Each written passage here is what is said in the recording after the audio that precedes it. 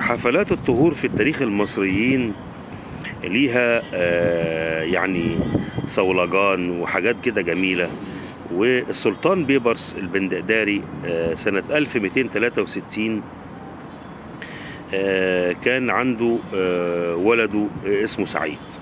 وقرر السلطان بيبرس في اليوم ده انه يجمع كل اولاد المصريين اللي عايزين يتطهروا او ما يسمى بالختان. وكان يوم مشهود جدا في التاريخ، لانه في اليوم ده تجمع في القلعة تقريبا حوالي يمكن 2600 ولد. والسلطان قام ب يعني تبرع ودفع كل قيمة عمليات الختان أو الطهارة للولاد زي ما بنقول في التراث المصري أو في التاريخ المصري في عصر المماليك. الطريف بقى والغريب إن الفقهاء وهم موجودين قالوا لازم يبقى في مكرمة للولاد اللي اتطهروا مع السعيد ابن السلطان بيبرس. فأمر بيبرس إن كل ولد الطاهر مع ابنه السعيد ياخد خروف وكسوة من الحرير و100 درهم لابوه.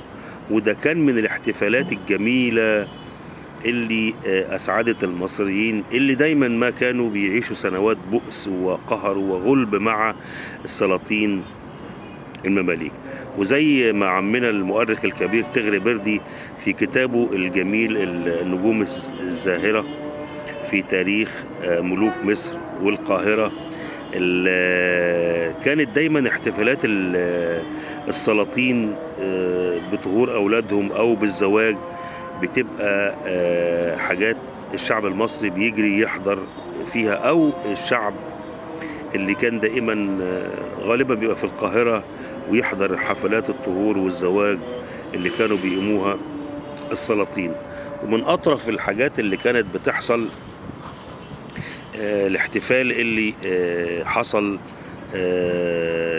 بتاع السلطان بيبرس، وكتير من الأشياء اللي كانت فيه طريفة وغريبة، ولعله ده أغرب احتفال بالطهور الجماعي في تاريخ مصر.